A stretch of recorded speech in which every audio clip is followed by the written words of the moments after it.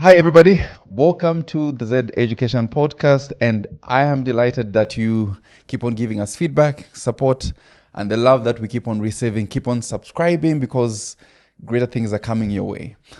Today, I'm honored to sit with a great young lady called Njila. Hey, how are Hi, you Njila. doing? How are you? Good. So I was a bit intimidated when I noticed that you're a journalist.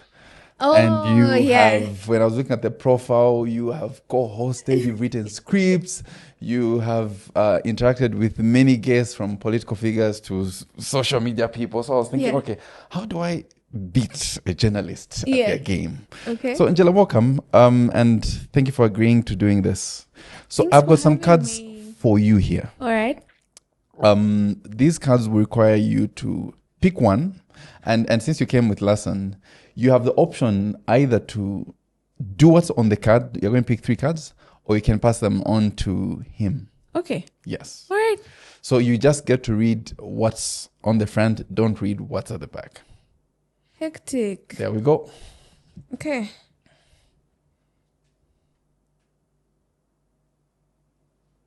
Do I read it out loud or internally? I can't see what's on the back. What are the instructions again? It's up to you. I So- can see the back. So the first one, are you going to do it? Because the suspension is nice. You don't have to say what's at the back.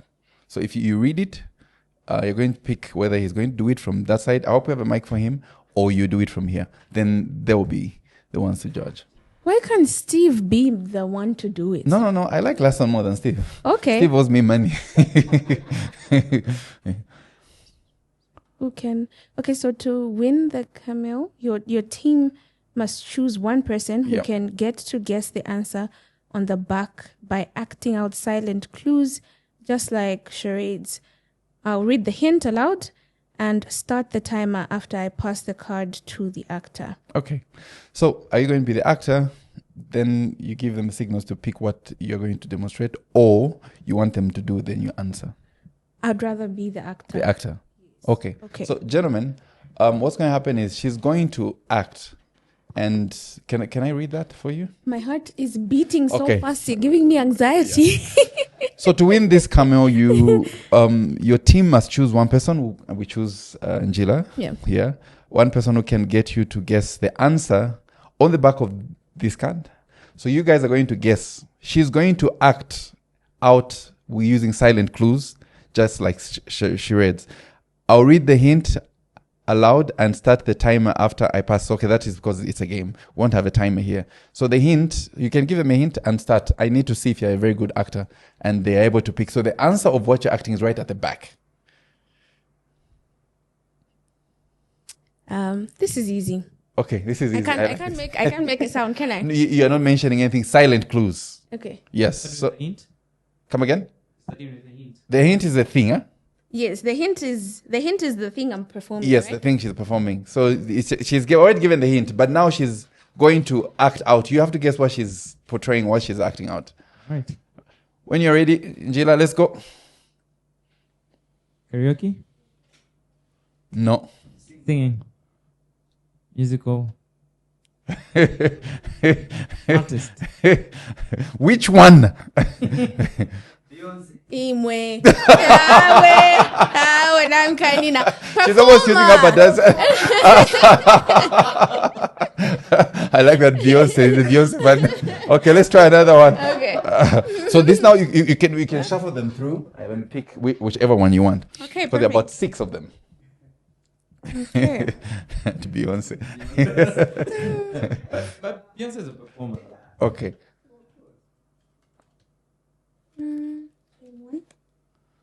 Don't pick the easy ones. No, I think I'm getting the same one actually. Oh, okay, wait. No, this is the same thing. It's the same card. Let me see. No, it's not the same card. Yes, it's not the same card. At the back, it's different. Uh-huh. Can I sing? I can't make a sound. So you, if it requires you to sing, it says you have to either whistle or hum. Can I pick one for you? Okay. No, I think I've got it. All right.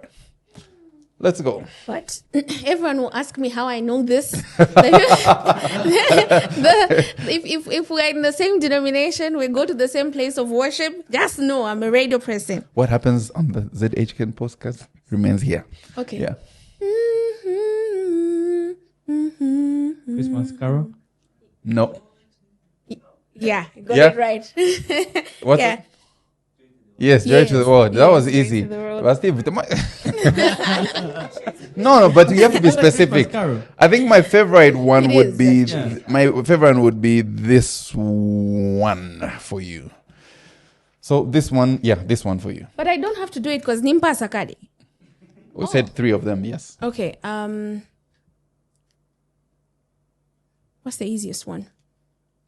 You're not. I can't. You're not singing. I can't think sing this one? I think this one you're acting it out. It says, you're going to be acting like this famous person or character. So you should mimic their speech or their actions, but don't say any names or places. They lie. It's BS. All they do is lie. They made it up. It's not true. They lie. Wow. Are you guys on social media? You don't know? Try acting maybe. He's not a thingy. He's not an actor though. I don't know because that's like the famous. Can I give you? But you can also. It said you can act or mimic them. Do I stand? Yeah. Can she stand? Yeah, please. This is going to be interesting. Okay. Alright. Am I right? Good. Yeah, you can. Yeah, stand there. Right here. Yes. So something like. Mike Jackson. so now, nimbona bamunichwemba ni Mike or Michael Jackson? He's Michael, but they will call him Mike. Okay, all right. And he's known for the famous moonwalk. I was hoping you'd be doing. The famous interview with Oprah. And Yes, Oprah was when he was asking accused him with, like yes. your skin, your You wouldn't know that. All right, Jila, thank you very much. I think you're going to be a great guest. no thanks. Because you've attended to this very well. I was just hoping you could have given him one to do. Oh no. Yeah, he's horrible. No. Okay. Once again, welcome. Today marks a new month, and we have done 2 months so far for 2026. Yeah. Have you achieved most of your goals this year? No, actually, I had Or what you set out for the first quarter, we're almost halfway there. no, actually, not personally, but Okay. organization-wise, yes. I think I've done a really good job with. Just put it closer. Yeah, Okay, perfect. perfect. Yeah. Yes, so I think I've done a lot of the work stuff that I intended to do. I've met my KPIs, but when it comes to my personal goals, I've kind of lagged. But there's a good reason. My schedule has completely shifted. So I think now I've gotten the hang of it, and we're headed in the right direction. Okay. Many young people find it hard to try and balance between the work environment, especially, we're living in a very busy world. The work environment demands 100+% out of you. Yeah. So from what I'm getting from you is it's like you live out to work and not to live out your own life. Is that your dilemma? No, not really. I wouldn't say that. It's just that at the moment work is taking up a huge chunk of my time. So how are you balancing? How are you coping up with the other plans that you have as for your personal development? I'm using my weekends. I'm waking up earlier. Now I really understand Waking up early, what's the time?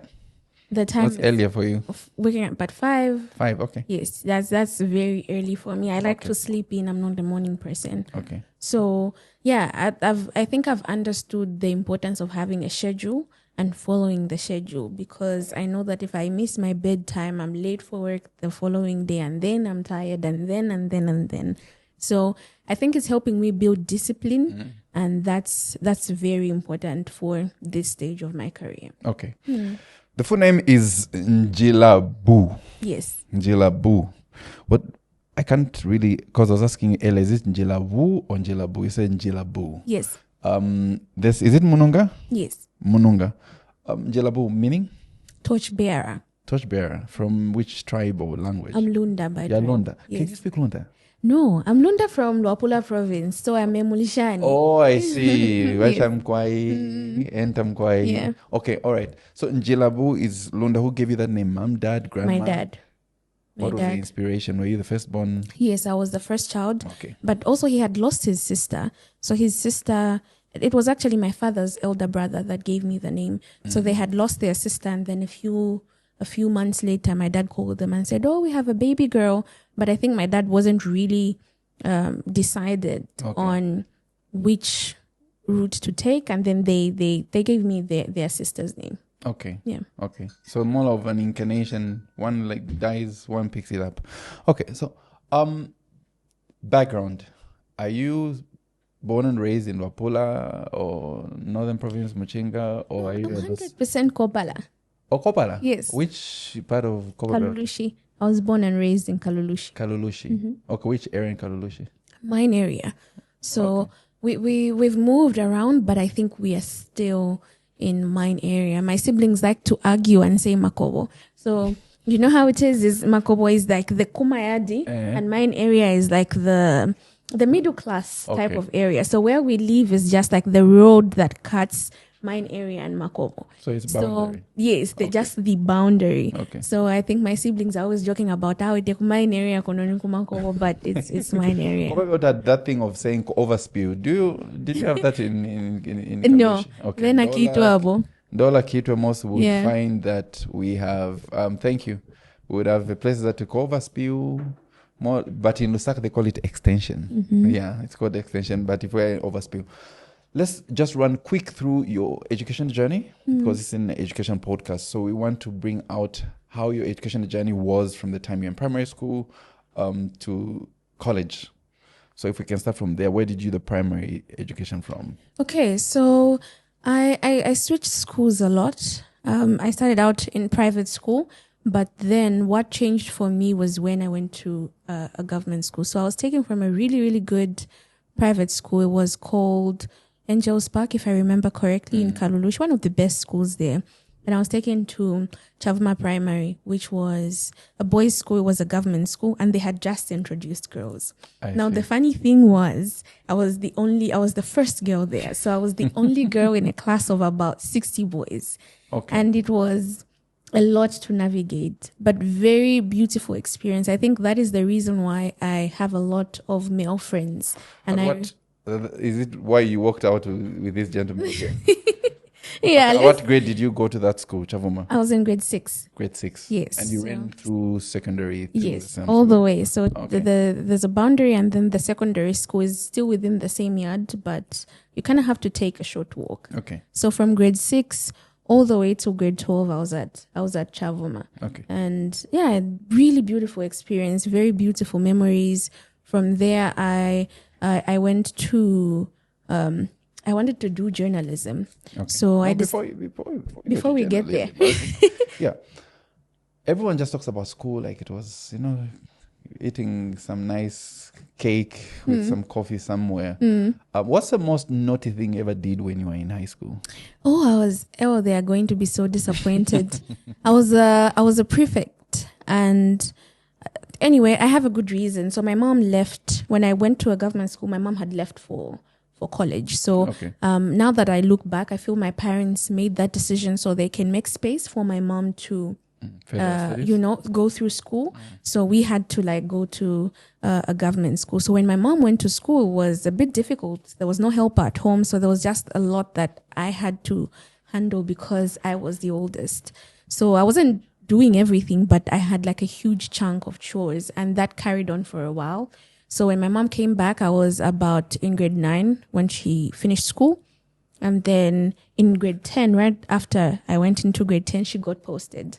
So she wasn't home still. Okay. So I was a prefect, and I remember that year in grade 12, I was just really, really tired. I wake up in the morning, I do the chores, I go to school, and school is hard. And it was just a very difficult period. So what did you do? Yeah, so I was tired, and I decided I'm going to go to school at 10. I'm going to go to school at 10, and I want to take the morning off to sleep. So I decided, because at 10 o'clock, obviously the gates are closed. There's no way. So I decided to jump the fence. But unfortunately, what I did was I just got my bag, threw it over the fence, and then jumped to the fence. But unfortunately, I think my science teacher was in the ground. I think he was training with people, and he was shook. He was like, "You of all people!" But I feel, and a prefect for that matter. But then when we had a chat about what was going on around me, he didn't take it anywhere, because he was just like, "You know what? I understand. This should just never repeat itself." Okay. But I was a bit of a good girl, so it's not every day that I would get in trouble. But I think that's the naughtiest thing, because even when I told my friends, they were all shocked. Like, wait, you've been crossing over? Because they wondered, like, how are you getting to school at 10 o'clock? 10. So then they knew that, I had been jumping the fence. If I get your record and compare it to the people in this room, you are a saint. You are a saint. You finished secondary school. Did you outrightly know that you wanted to do journalism? Yes. Where did the inspiration come from? Did someone mention it to you, or it was just you saw somebody on TV, or it was intrinsic that, okay, for me? So the earliest memory I have, so at my place of worship, we do presentations, right? Okay. So we call them talks. So I did one of those, and I think my dad's friend was like, I don't know what conversation. I was really young, I think even less than 10. Mm. And they were having a conversation, and he mentioned, it's like, Njilabu, if one day we saw her reading the news on ZNBC, we wouldn't be shocked, because I was really good with public speaking and all of that stuff. So I didn't take it that seriously. But then I just really loved TV and presenting. I used to watch Kachinga a lot. We're good friends now. Okay. So I used to watch him a lot, and I wanted to be on Wise On. So my dad always said, if you want to be on TV, you can, but maybe you can do something a bit less playful, something a bit different. Mm. So yeah, I had always known. And after that, I tried so many things. Even the things I was interested in high school was debate, it was poetry and all of that stuff. So I had always been doing things in this field. Okay. But I think I was sure after grade 12. I think that's when I knew that, this is what I want to do. Okay. So is it possible that there are people who can see where you fit as a person even more than yourself? Yes, 100%. Okay. Sometimes. So do you wait for them to see it, or do you ask them to say, big man, what do you think if we carry and pesa? You understand? Because there are many kids that I see that do not know what they want to venture into in life, even after secondary school. Yeah. And if somebody, maybe you had the privilege of being exposed at a young age. Mm-hmm. So I just want to find out, can you rely on people's recommendation for your life? I think it's a yes or no question, because it depends. Sometimes people see us in certain fields that it doesn't work with your reality. You know what I mean? And guidance is very important. This is why I always tell parents that you should be the ones to guide your children and see what they're interested in. Because there was a point in high school when I was so frustrated, because I was trying to do, I don't know what it's called now. It was called JETS at the time. It's science. I don't know if that's what it's called still. Yeah. And I never got in. Every time, and my dad used to tell me all the time, I really don't think science and physics is for you. If they had a competition, an English competition, you would do really, really well. Mm. So it's people seeing what's in their children, identifying it. Of course, external people can, chip in. But I feel primarily parents should take up the responsibility of guiding their children. Okay. And also teach their children to believe in themselves and believe in their own decisions. Because even for me, when I said I'm going, I come from a very small town, very religious background. I know you've heard me mention church. 6 times so yeah. Because I was almost asking, is your father a pastor? No, not at all. Okay. So it was one of those things. So the small community who, shapes how you think, how you feel, how you make decisions in life. a lot of people didn't understand why that career, because there's this notion that, oh, walatampa buchintonfwa, or I'm coming. exactly. A Walatampa journalist. buchintonfwa, or you'll never be able to keep a home because one, busy schedules, or the different type of men that you're exposed to. So it was all these things, and people weren't really, I think, to be honest, my father was the only person, even my mom was not in support of me pursuing this. Okay. But my dad said, you know what, if it makes you happy, do it. Like, every profession has its disadvantages and whatever. So that's how I did it. So very, very important. Teach your kids to believe in themselves and also trust their decision making. Like, if your kid wants to do something, they don't have to ask the entire world what they think. Let them do whatever they feel like is good. Okay. What was your experience? Have you ever watched a movie trailer and you Hey. I need to watch this movie. Then you go in the cinema and you're seated. Yapwa. Yeah. You're waiting for that thrill that you felt. So for careers, there are people that will think, I need to become a doctor. And when they go there, they run through medicine. Then they're thinking, Naigonga. Yeah. you understand? Mm-hmm. Did you ever feel any disappointment in your journey? Have you ever been in a place where you feel, I think this is not it? Have you ever felt that gap or anything like that? Yes, of course. So many times. There's so many times that, I cry, and I had, especially when I was in college, that I felt like, you know what, maybe I'm making the wrong decision. And then when you get into the workplace also, you see the different types of challenges that are in the industry. And just the different experiences, it wears you out. I don't think it's supposed to be a fairy tale. I like that you use that example. Yeah. Nothing ever is like that. I use this example with many things, even with like marriage and whatever. Whenever I'm speaking to even peers or giving advice, I feel like this narrative of a happy ever after, it doesn't work like that. This is real life. You will experience challenges, you will fail, you will make mistakes, you will embarrass yourself. So at the end of the day, I feel like your passion is what should drive you. And also the people that are around you should, anchor you and remind you. Even when you are going this way, I feel like they should say, madam, this is really not, it's off brand. Okay. So a life of a student studying journalism, what's that like? Afuma kukopa beauty, kukwalulushi, kule kushairepera, anina basa isa mkitwe, anina, pashan pake B pale. Pake MB. Pake MB, yes. Yeah. Aisa pale, anina, o wada chovu yare afuma kuluansha. What's the journey of journalism like for a young lady who has it as a first priority and you get in there? Was it worth it? The experience itself? Yeah. Okay. Well, is the training so sufficient that you can go to a place where there's war and cover any news? I know there are different disciplines to journalism. Others maybe are in the back end, others in the front end. Broadcast, yes. So is our training of journalists in Zambia very good? A lot can be done to improve the standard of journalism in the country. Okay. But such as? Where are we lacking? First of all, money, guys. We need to pay journalists their worth. That equips them to do more, If you're coming from a place where you're not desperate, you're not lacking, even if a politician offers you whatever it is, you have a salary that is coming in, it helps ground you.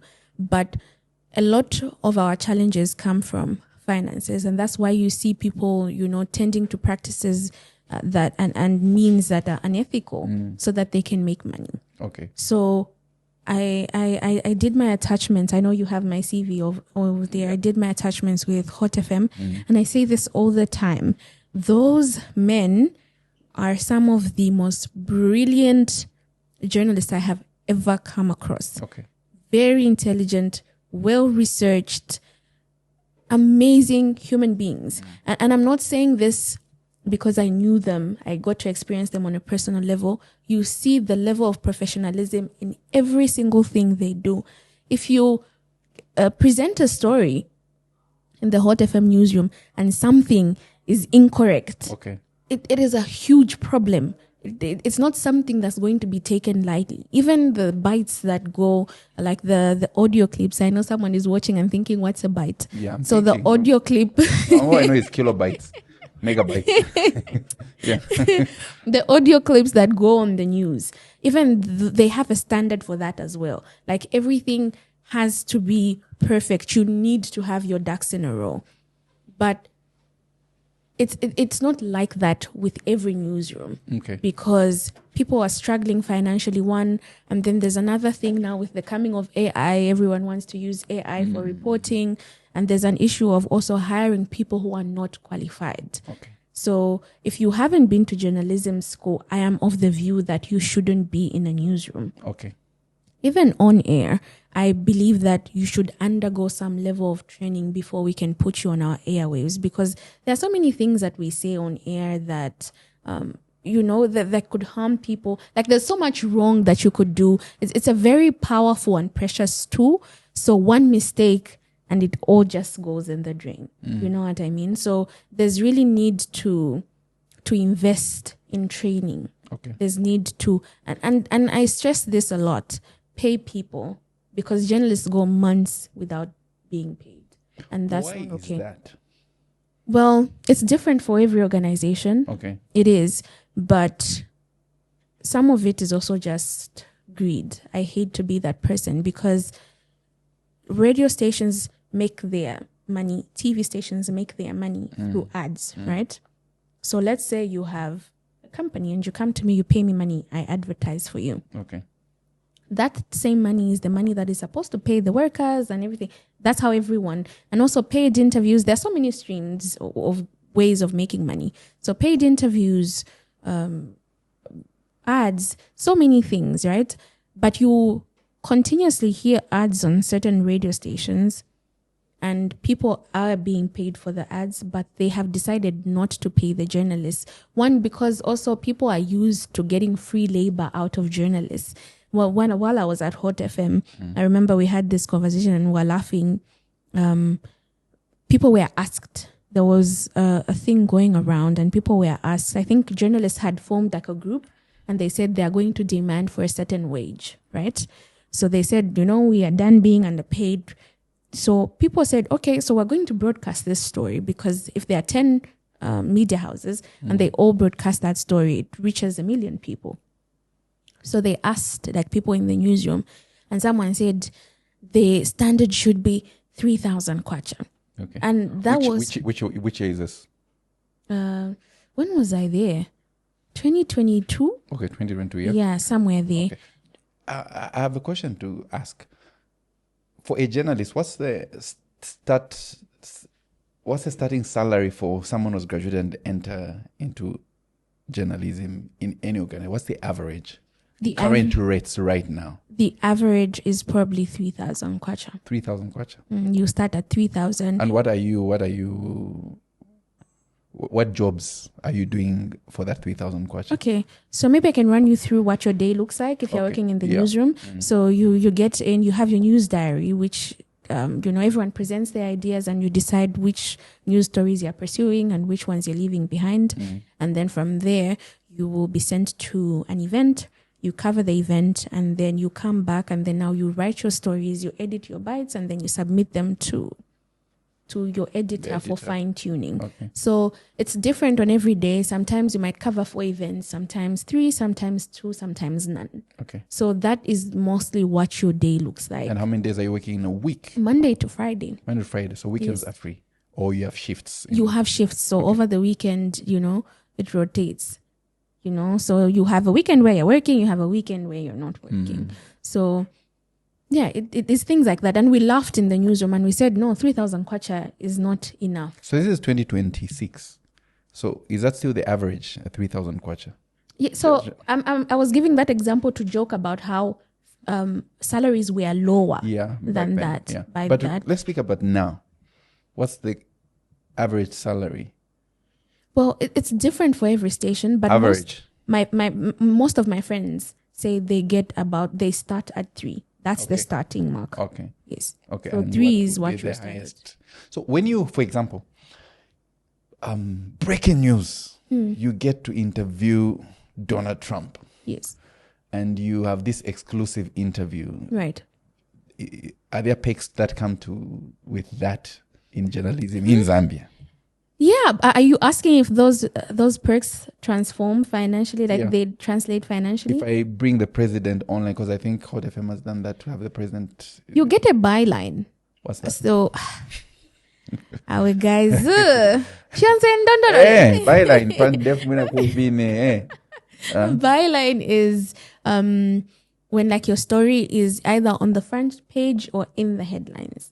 Okay. So yes, it's like that's huge for a journalist because it's exposure and also like CV you know what I mean? So if you get a big story like that, you get your story in the front, the front page. What you get is exposure, but I don't think there's an allowance. There are radio stations or TV stations or even print that's giving allowances to journalists for Really? good stories, like a bonus type thing. Yes. No.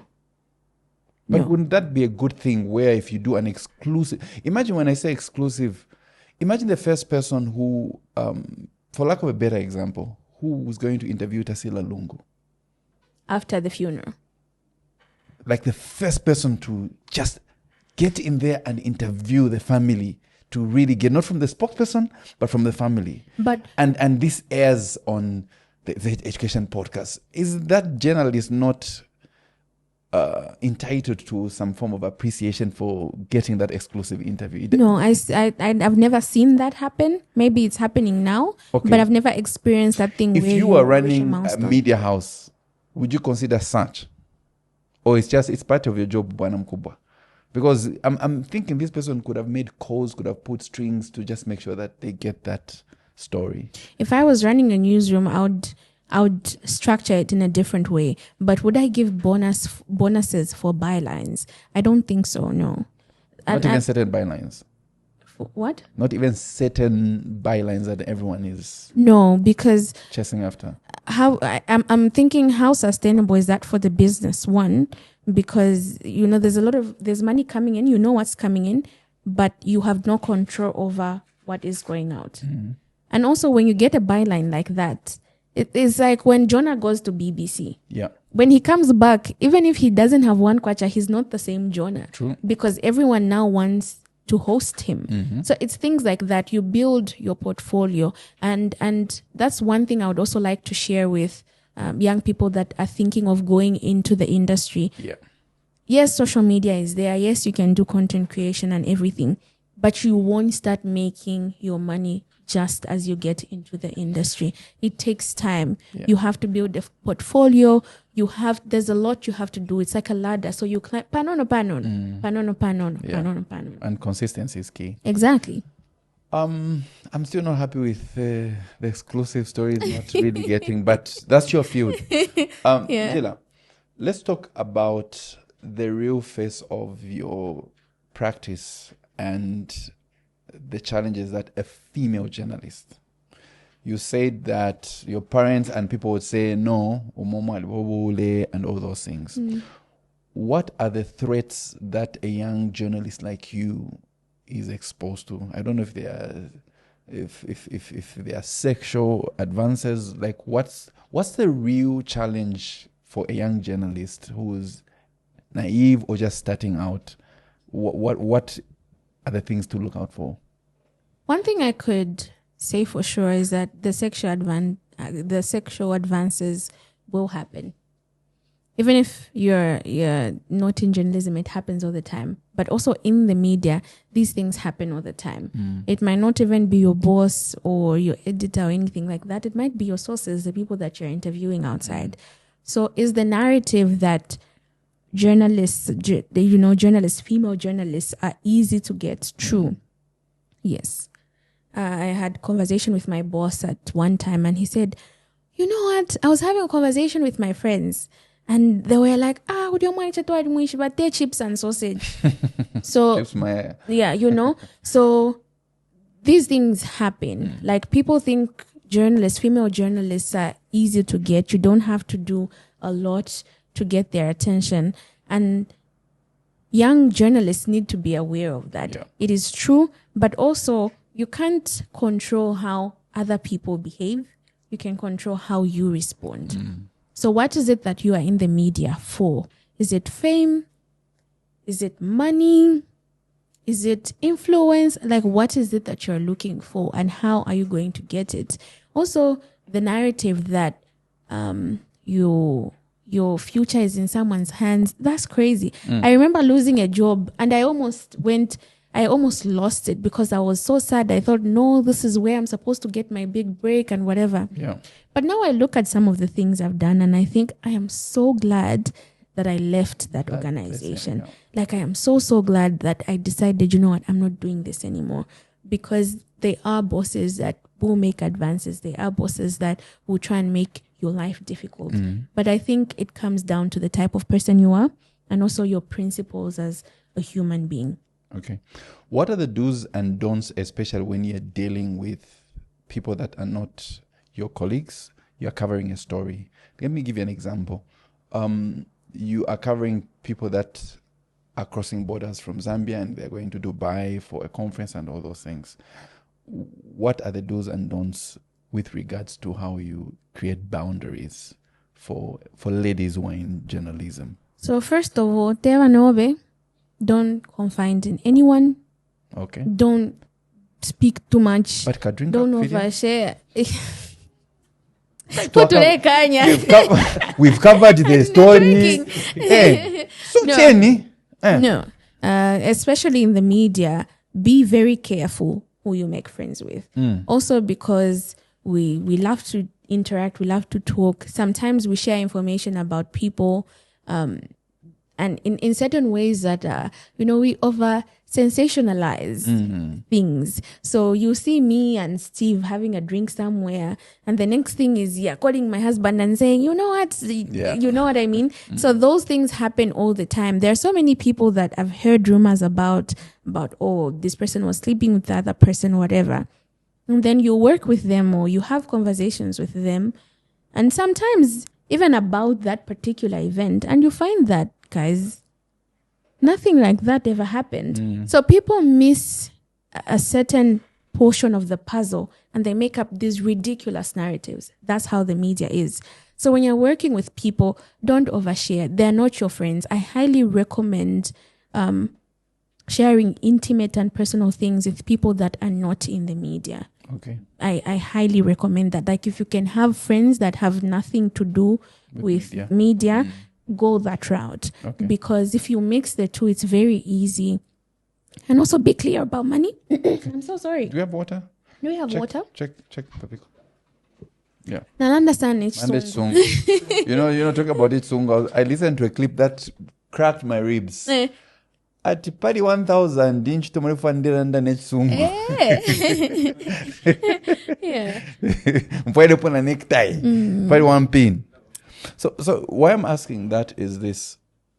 Many people, like a journalist, I think, is one person who has access to many different people. And I'm thinking sometimes to lead a story, you might have lunch with somebody. And people might misconstrue that for being promiscuous. Yeah. So for a journalist, first question on the journalist, does it mean you need to have thick skin in that people will always create a story from somewhere? Yes. It's like a picture and which angle you're seeing it from. You know, the 7 and 9 example? Yeah. Yes. So you need to have thick skin. And if you want to explain to everyone why you're a certain way or why you do things a certain way or why you explain until it exhausts you. Okay. So at some point, you just need to learn to ignore. Okay. You just need to learn to ignore and just do what you need to do, because the crazy narratives, like I said, sensationalizing, like you want to make everything interesting. I feel like as Africans, it's even in how we tell our stories. You won't start a story with, na bachi mpunga or something. You say, no, wish me fia chitika. Yeah, you know, so we're always like that. So people like to add spice and salt and whatever to make a story interesting and package it in a way that is good without realizing that this is an actual human being that you could be harming. So also have people that you can rely on, people that you can cry to. I have so many people like I can pick up the phone and call them and be like, guys, I'm going through it. That's very, very important. We talk about having thick skin, like you don't need community, but that's not how it works. You can't do life alone. So even when those times come and you feel like you want to respond and fight with everyone commenting on a post, it's okay to have people that will just hear you out and sit with you. Okay. In journalism, how do you maintain or avoid being biased towards a certain grouping? Could be political party or football team, especially in here like 2026. You're picking up a story, there are two camps. So how do you avoid being biased? How is that easy? It's not, because we also have feelings and we also have an idea of how things should work and how we see the world. But the best thing to do is declare interest. Okay. Just declare interest. Even if you are sent to an assignment and you know you will not be objective, ask your friend to go and do it so that you can cover a different assignment. I learned this earlier on in the newsroom, and now there are certain interviews that I can't take. For example, I had a friend who had a really crazy scandal on social media, and people started calling them trying to understand, okay, what happened here? I knew that's my friend. So the moment they sit with me and there's a mic there and they say, "How boy, you know me." I don't know you, you know? I know part of you. Exactly. Yeah. There's a certain portion of, I will not be objective. Like, it's very easy for me to take your side, and now the interview takes a very different course. So if such a case comes to our radio station and they say, we're looking for someone to interview your friend, immediately I will call someone else and say, okay, you know what? I think my colleague should handle it. And then after the interview, I can be with my friend and comfort and whatever. But you really want to be objective when handling such cases. Yeah. Many people say that in Zambia, we do not have investigative journalists. If we do, they are shallow. In Zambia, we do not have investigative journalists. If we do, they're very shallow. Is that true? False. Are you sure? Yes. How do you guys get information if it's not for journalists? Journalists spend time investigating, analyzing, and figuring out, okay, how many narratives to this story can we come up with? So they have information, like, and I say this because I've seen it happen. You will have conversations and really analyze something and say, okay, no, but what if this could have been the case? So that's also part of investigative journalism. I think when people hear the word they are looking for a scandal. You always want scandal. Exactly. Yeah. You always want a scandal uncovered. But there are so many stories that are not scandalous that journalists are uncovering. So many things about the economy. I knew about the currency rate, the currency change rather, through my friends who are journalists, because people started complaining about money and no impia wangu. And my journalist friends were telling me, we are anticipating that there's going to be a currency change. And I didn't take it seriously. It was like, until it was officially announced. Until there the news is. So it takes time. And investigative journalism does not mean just uncovering scandals. But what about the things the fires that journalists are putting out even before they erupt? Because that's also part of our job. What about the interviews that journalists are conducting with decision makers that are making them realize that, oh, these guys are on to us. So instead of taking a different route, they take a different one. And because it wasn't a scandal, people will say, no, they are no investigative journalists. But people are really doing their job. Yeah. And if we look at the current time we're in, there's social media. Okay? You have been professionally trained in a classroom, in a lecture theater. You know the ins and outs, the do's and the don'ts of your work. And then there's me. All I have is I have a mic, I have a camera, and I have a voice, and I'll spit it out. Yeah. And the untrained guy seems to have more traction, more following now in the space of numbers. Does that pose a threat to your profession? Not at all. AI, podcasting, because the good thing about this is it's a conversation. But for you, you have to sit in a certain way. You know when to interject. I do not know that. You understand? So does that not pose a threat to your profession in that before you do an investigation, a guy will just go live and break the news with his phone live on the streets? No, not at all. We are not threatened by AI. We are not threatened by community journalists. None of that, because this is an art. Okay. And an art is best done by the artist. Okay. So you can mimic, right? And these are two different things. It's like podcasting. Look at you, just chill, asking questions, having a conversation. Yeah. You have to sit a certain way. Exactly. It's different. Yeah. And that doesn't mean one is better than the other. We're doing it for different reasons. Some are doing it to educate, some to entertain. So it can't be the same thing. But when it comes to things like covering events, we had a story of that nurse that, was seen and people were saying, no, this person is drunk. This person is drunk. Well, that's unprofessional. gentleman by UTH, huh? Yes. But actually, he was sick. If it was a journalist that was reporting that could have never happened. So you don't go for face value information. You get what I mean? Like there's a system to how you get information, how you write, and how information is shared out. Okay. But you that just has your phone, and you misinform the entire country and put someone's career at risk. Okay.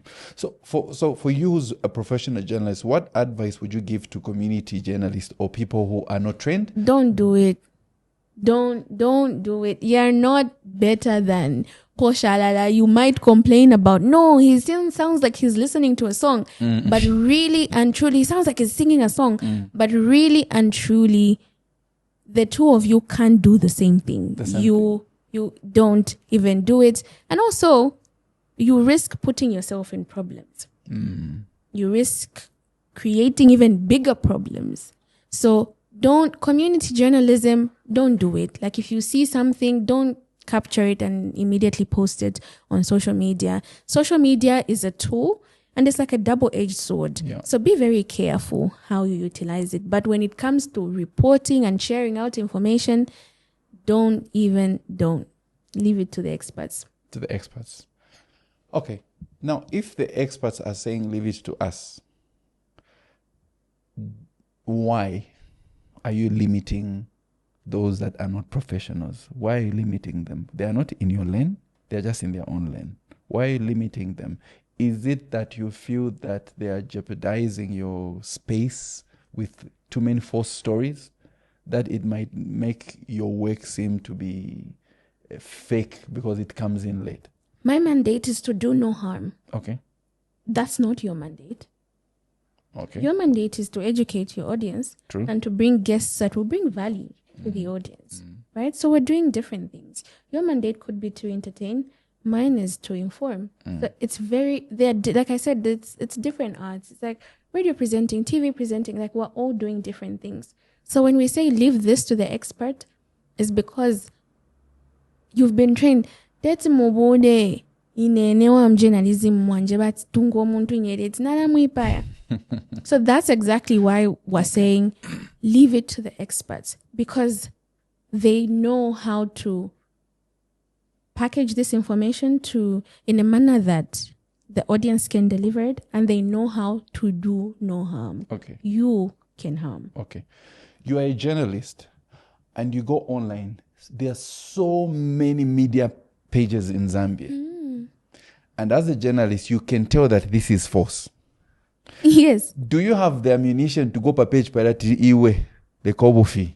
You're misleading the people. or you just have to go and write it somewhere and wait for the editor to look at it until it comes out in the press or as in a paper? Do you have that leeway or room to do that?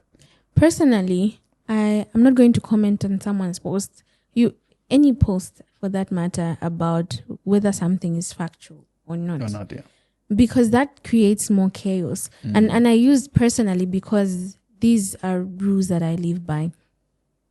I would rather take the right route. I would rather, follow procedure because I know that way I'm protected.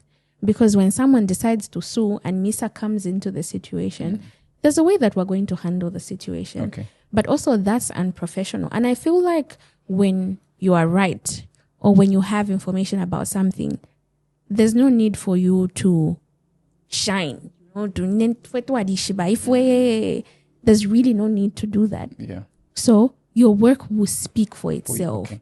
There are so many people that will criticize or undermine whatever you're doing, but your work will speak for itself. So in a situation where I notice this page has written lies and what the actual story is, I will write in my study contrary to popular opinion. Okay. This is what is going on. I see. Know what That's I why mean? you have that line come Yes. through. Okay. Two days ago or a day ago, the biggest news that I saw online was that Zambia has refused a package from the United States of America, a health package, because they were trying to mine data. Okay? And I think as of yesterday, it was published and announced to say that was false. Okay? Yes, Wolfie. You understand, eh? Yeah.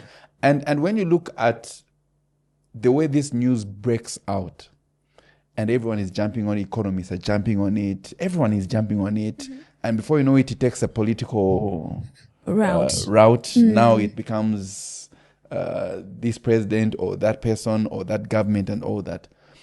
Is there a danger for a young democracy like Zambia with having so many blogs that are spreading unverified information? Is there a danger to us as a people, as a country, and as a society? Yes. Okay. And it goes back to saying let the experts handle certain things. Because I could open a page today and find a more scandalous way of tackling something. But the professionals will not do that. They'll communicate the information how they're supposed to. And there are so many people that are looking into our country. The investors. Thank you so much, Steve. Thank you. All right. We are going on a commercial break. The number to call is 224-681. That's Radio Phoenix. I used to listen to that a lot. Yeah, the worst. Yeah. So, yeah, there are so many people that are looking into our country, and information reaches people differently, right? Imagine if it's you and someone calls you. I can see you're wearing a ring, and someone calls you and says, your wife has passed. Even if they call 2 minutes later, like you're still going to be shaken to your core. You know what I mean? Yeah. So sometimes not always emotional. Sometimes it's economical. Sometimes it's the social effect that you have on people. So when we have so many unqualified people writing things and posting and portraying themselves as media institutions, there's so much that can go wrong. That is dangerous to the country, because information is, you could start a war with one news article, guys. If you're not serious, you could, with one news article, with one announcement on radio, you could start a war. Yeah. So I highly emphasize that people train. There are short courses in journalism. They'll teach you how to investigate, how to write, the format, everything. You infuse your own creativity. And you spoke about AI and technology, and people are saying, oh, this is going to replace the media. I don't think so. I think people are very important. And I think the media has a long way to go. It's going to be a long time from now for when we can phase it out. So use those things to enhance your delivery. You know what I mean? Use it to enhance your delivery. and make sure that things are attracting your desired audience, but you're not compromising on the important things. Is this factual? The 5 wives and a husband, who, what, where, when, all those things that we need to incorporate in your news package. Okay. Have you ever made a mistake as a journalist in your investigation? Maybe you missed out a piece of information. Because you mentioned, like, for example, at that radio station, you mentioned that if certain information which was not factual, it's a serious issue. Do you get penalized by deduction from your fee or a charge later? But have you made any mistakes as a journalist? Yes or no? And what lesson did you learn from that mistake? Yes, I've made several mistakes. Several, okay. Yes. You will make mistakes as well. But accepting when you've done something wrong, just accepting that, you know what, I'm a human being. Maybe I didn't see that word correctly. I didn't pronounce it correctly. Or maybe, I didn't ask. I forgot. I was late. All those things are going to happen. But a very important key to professionalism, I think, I was saying this on social media the other day. We think professionalism is just about showing up on time, making sure you meet your KPIs, but also accepting when you've done something wrong, being teachable. For people doing probation and other things, those are some of the things that they are assessing during that time. So being teachable has really helped me, because even in situations where I mess up, people are able to come in and assist and figure out, okay, how are we going to clean this mess up? Because she's learned. Yeah. She's learned, she's humble, and there's a likelihood that this won't repeat itself. So be teachable, be humble, and also be quick to adapt, because everywhere you work is different. Every company's editorial policy is different. So you switch as you go. But mistakes, you will make hundreds of those. Okay. And talking about every company is different. In journalism in Zambia, when you're being trained, is there a course that talks about or covers how you project your voice? Because there are certain media houses where people sound a certain when they're reporting. Today we are hosting. You understand? Huh? Yeah. So is there a template that has been there since independence that we use? Or each media house has a house style of how you should produce? And is that deliberate to ensure that it's your signature sound? Is that the case? You will be surprised to know that in my entire time in school, I was never taught how to cast. How to cast news? No. How to report? So what do you learn? You learn the theory part of it. And not the practical. No, you do learn the practical, but they'll send you to an institution. So that is where I was going. Every institution has its own policy. If you listen to this radio station, you find that their presenters sound a certain way. Yeah. You listen to that TV station, you find that their presenters sound a certain way. So it comes to... I like, what's his name, Lucci. There's a certain way that guy sounds when he's driving one morning. I would hear him. I say, is he still on radio? I don't even know. Yeah. So every station has a way that they want their presenters to sound, and private media will allow you to be yourself. Of course, they'll... Okay, I see. Yes, so they'll correct. They'll be like, banjira na imwe mudesanga sana, like padiapachba eo. R not full of sana. Exactly. So then we don't have R, you say Jesus. Guard. Yes, guard. Yeah. So they'll guide, but for government institutions and for the institution you're talking about, no, it's like I'm that. not talking about any institution, but I just wanted to know. It's like that. Okay, so it's like that. Yes. You have to sound a certain way. Yeah. My favorite is Hano Dikasama. Yeah. But I'm not saying it. It's not me. I like that. The way he hammers. Yes. Okay. Yeah. I know all the TV for me, adverts and the signing off of a piece. Okay. Yes. So I know the Ofista, Lungu, Hano Dikasama, and many. I love that. Yeah. Those are things that I love. Do you smoke? No, not at all. Have you ever smoked? No. Could be shisha, could be Rhodes. Never. Never. Not even third party. Okay, third party, yes. He smokes? No. Okay, third party. No. Okay. You do advocacy? Yes. I'm a tobacco control advocate. Tobacco control advocate. How did that start and what's that about? So I started radio when immediately I came to Lusaka. And, the person I was co-presenting with told me, there's an organization that's coming through and they talk about tobacco control. So I sat in on the conversation, and as they had a chat, I was like, this is really important because like the stats that we're going out at the moment, there's an average of about 20 people dying due to tobacco-related illnesses in 2026, right? So even then, the stats were alarming. I listened to this woman explain, the different types of tobacco, how it's affecting people, how it's affecting women, the insunko, and how the tobacco industry is packaging them in different ways. And I thought, wait, what? People need to hear about this. So after that, every time she came, her name is Paxina Piri. Okay. So every time after that, when she came in studio, I got interested and I had chats with her, conversations, interviews. So even when I left that radio station, it was something that I really, really wanted my audience to listen to and more people to hear about, because for me, smoking was just smoking. But like learning about it, it was like, no, more people need to hear about it. And when I started doing media part-time, I joined an NGO that was doing tobacco control advocacy. And then that was my job and I got into that full time. So yeah, that's how it started. Okay, and how's that going in terms of reception?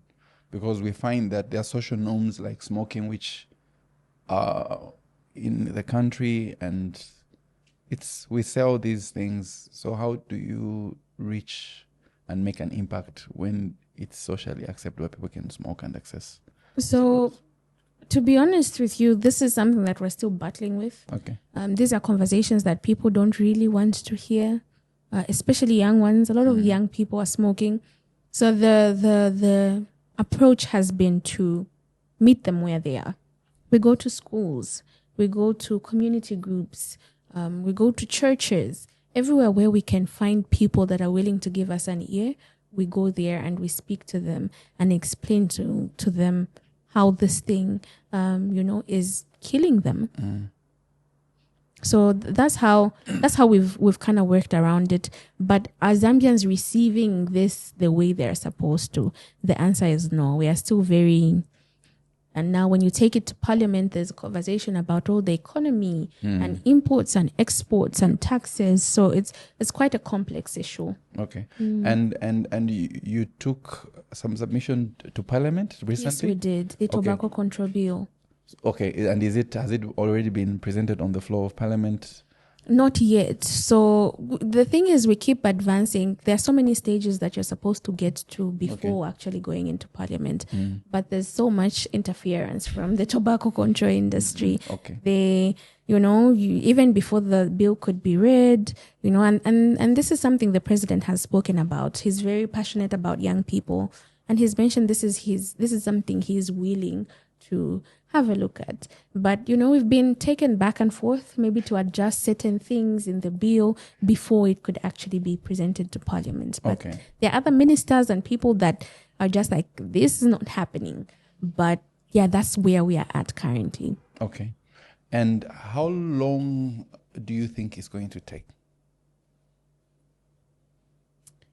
To be honest, the tobacco control advocates are doing their best, but we still have a long way to go. So what do you want controlled? Okay, so things like you can't smoke in public, I know already. Okay. But is it in practice? Yeah. You get what I mean? And also cigarettes should be a bit more expensive. Increase taxation on these things so that the price goes up. My young brother that's 10 years old can buy a cigarette because it's just 15 ngui and 1 kwacha. It's different from when it's 15 kwacha. Well researched. Yeah. So, when things like young people cannot afford, young people cannot purchase, because even now, young people are being able to buy. So it's those dynamics that we're working around, and we're trying to protect children, also the children that haven't been initiated into smoking, because we know once you're a customer, Always. And that's the idea with addiction. Once you get addicted, chapway. you are a stream of income. Jila, let's wrap up. So when I noticed that you are a journalist, it brought memories to me in terms of the journalists that I knew from TV. Mm-hmm. And I just wanted to find out, do you have journalists that you looked up to? I remember you mentioned, what's his name? There's at Y... Kachinga. Kachima, yes. So that's the person. But do you have other journalists in your industry that you looked up to, be it on national television or even private ones? Do you have any of those? Controversial take, but Mtali Mwanza. Okay, Mtale Mwanza, number one. Honey. So let's do this. For every journalist that I mentioned, you mention another one. Okay. Yeah. So I'd put up a list. Number one is Max Zilgone. You know what that is? Yes. Who is he? He's a reporter. Okay. Yes. What's his other alias? What is? Oh, the person I would say head to head. Yes, Dr. But as a comedian, yes. But he's a professional journalist. How did I forget that? Yeah, he's a professional journalist. I don't know how he does it. Because when I watch him on TV, he's very serious, necktie and his writing notes. Yeah. But more of doctor. Okay. Yes. So for everyone I mentioned, you mentioned another one. Yes. Okay. So Max Zilgone, you mentioned. Richard Piri. Ken Dumbo. I'll go with Hope. Monique Matipa. Okay. Frank Mtuvila. I'll go with, that's a controversial. Why would you do that to me? I'll go with Lucy Nambela. Okay. Do you know who Goret Maplanga is? No. Imwe. Well, so, I'm Gen Z. oh, you're Gen Z. Okay. So the legendary, if you look at, I think, the current people who are in media, the older generation, I think those are people that we're looking up to. There was a great Maplanga, mostly Kobabio TV should have been, but she was a national figure in the time of Mr. Frank Mtubela when he was with public. Ooh. Great, you should do more research. I will. On great Maplanga. Yes. So great Maplanga you mentioned? I've forgotten what I said. Did I mention someone? No. Goret Maplanga, so I'll go with Arnold Kasam. Okay. I had him on my list. Franklin Tembo Jr. I'll go with Suilanji Siame. Suilanji Siame is a journalist. Not by profession, but by practice. Presenting. By practice. Oh, okay. Yeah. And then I'll go with Smooth IK. Why would you do that? Guys, Michi Zambia's sweetheart. Okay. One of my favorite journalists, Paxina Hankanga. That woman, yeah. He has everyone on my list. What's the point? Okay. So, for me, if I were to dedicate this episode because of hosting a journalist, the late Mr. Kenneth Maduma. Do you know who he reminds me of? This Jonah. How did I forget about Jonah? And you mentioned him earlier, so I thought you would bring him. Jonah reminds me of Kenneth Maduma. You know, I think because you had most of the people on my list, but yeah, Jonah is really brilliant. Yeah. I definitely agree with you. Yeah. And I'm just wondering, I hope one day we could, what it really takes, like you mentioned, what it really takes to reach that level. Okay, is it self-belief? Is there something? Why does it have to take maybe one Zambian? I think he's the first Zambian, I think, to be at BBC. I may not know. No, there's someone else. There's someone else there. Yes, he's not the first. He's not the first, huh? No. So what does it really take to break boundaries and have more highlights? Why I'm saying this is because you, many others, we have to inspire the next generation. Yeah. That's for sure. So what does it really take for you guys in your space to really break out like that? Professionalism and also beating the crazy hours. Oh, there's such a thing. Yes. Okay. You will get tired. You will spend your whole day in the newsroom, like I explained. And when you're supposed to knock off at 17, they say, oh, there's an event somewhere. Also knowing what it is that you came into the industry for. I talked about this in the beginning. So when you know what you're here for, you work toward that thing. Okay. And the stars align. Discipline, hard work. I've seen Jonah working crazy hours. Chimweka also. I've seen them working crazy hours. So when you call them for an event and they're giving you this quote and you're like, ukulanda fe. Yes, it but they've takes earned time. their badges in terms of 100%. Those guys work really, really hard. But most importantly, it's self-belief and how you talk to yourself. Because even in the earlier days, I did the Diamond TV presenter search, and even just in interactive. You did that? Yes. Which intake? The one for what's his? The one where Tapiwa was there. Tapiwa, Okay. Kasonde, all those are Okay. presenters there. All right. But I did it that year. Okay. And even when you hear him speak about himself, and also the reason why I was taken out of that competition was I made a mistake. What did you do? I said something that wasn't factual. I didn't do my research. you. Yes, Okay. I didn't do my research also because I felt, well, it's a competition. It's not that deep. It's not like I'm on the news. So I said what I felt was the right thing to say, but that wasn't the correct thing to say. And that was the reason why I was taken out. So it's things like that even in situations, and Jonah and I had been friends, we had known each other, we had spoken and whatever. So the fact that he would take me out, like I said, being objective, it's not Nadimuishiba. It's what do I need to get done in this situation? So professionalism goes to every single thing you do. And I've seen him be professional in various situations. Even when I'm not there, you hear of things or you see things in the media and you can tell that this is someone that takes their craft seriously. Okay. So that is what we all need to do. All right. Let's wrap up this way. Pick your camera, and as a journalist, I don't know if you're going to do it as if you're on screen or you're in the media room or you're on mic. I want you to do your journalism thing and promote the education podcast. What? Why? Why am I being auditioned? Yes. I don't think I can, because I've never passed an audition. Really? Never ever. So maybe if you do, I'll tell you which part Guys, you need to work on. I have never passed an So audition. just going to say why. You may never know. It might be the co-host of the education podcast. So please give us something. I want to watch a journalist in real time do their thing. Okay. Yeah, your camera is the one. Am I supposed to do an intro? Yeah, it could be an intro. Anything. It's spontaneous. There's no script here. So Okay. yeah. Can someone count me down? Not like that. Properly. Ready?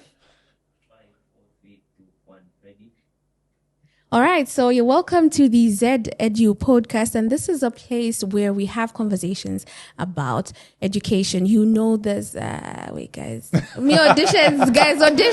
And you're auditioning guys, I hate auditions. Don't audition me ever. Let me tell you how funny it is. When the presenting job I have now. Yeah. I went in there and they said you have to audition, and I said okay, that's fine, and I left. And I just don't put me on the mic and it's short time, I'll do it. But if I have to kind of perform and I know I'm being assessed, it won't work. So is it anxiety or what? I don't know. I've heard so many presenters who've said they suck at auditioning. I feel like when you're doing it, when it's natural, it flows. I see. But when you're performing so that you have one shot. Okay, I see. Yeah. I see. Yeah. You make yourself Yeah, okay, but I get what you're saying, and I don't think there's nothing wrong with that, because you don't want to be under scrutiny. You want to be in there. It's like when I'm a teacher. When I'm teaching, I used to struggle with someone coming to sit there in their writing. Yes. So what I do now is I zone out and you do not exist. So if you're my superior, don't expect me to start giving you homage when I'm teaching, because it's going to take away from me. So let me do My thing. me with my learners, then take whatever I have to take. Then don't stand up in the middle of my lesson. So sit and let me do. So when I go there, because it would be hard. Imagine you're teaching, then two people walk in, then they sit, and then they start observing you. You kind of become your guard. You know, you're relaxed with your kids. Yes. But the moment people come in, It's like, your shoulders, Yeah. So it becomes a problem, and I understand what you mean. It's always nice when you're just in your element and you're doing your thing. So I understand. But that intro, keep that intro. We'll use it for when I get to BBC. Yes, yeah. And I wish you the very best as you go. I wish you could have many people in your space come out. I know that there are so many media houses happening now. So what would be your last word to a young girl who's in Karulushi, who is in Lundazi, in Chipangali, or whichever part of the country, and they feel, I want to become a journalist? What would you advise that young lady or that young boy with regards to that? There's this song I really love by Fireboy. It's called Bandana. And when you listen to like the lyrics, he talks about how he's just an ordinary guy, and it's really the people that are around him that have made him who he is. And he understands how great he is. And he talks about Usain Bolt and how even Usain Bolt can't catch him. I love that song because I feel like that is what has defined my journey. The people that are around me that have believed in me. So number one, don't fumble people. Have great people beside you. Believe in yourself, and it gets better. Especially it gets better because in the media you will cry tears. Lots of them. But it gets better. Okay. Yeah, that's what I would close with. It gets better. All right. Njila, thank you very much for doing this with Thanks me. for having Do you guys me. have any questions? We're no. But can I have one question? Okay. And I'm going to ask. No. No.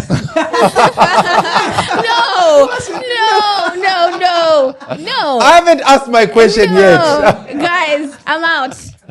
Cut the cameras. The show is over. I haven't asked my question. Well, everybody, thank you for joining us today, and we look forward to your feedback on this episode. Please, let's keep the numbers, viewership, and let's make this episode go viral. We hope to see you again in the next episode next Wednesday. Thank you. This is Andrew Banda signing out from the ZED Education Podcast. Thank you.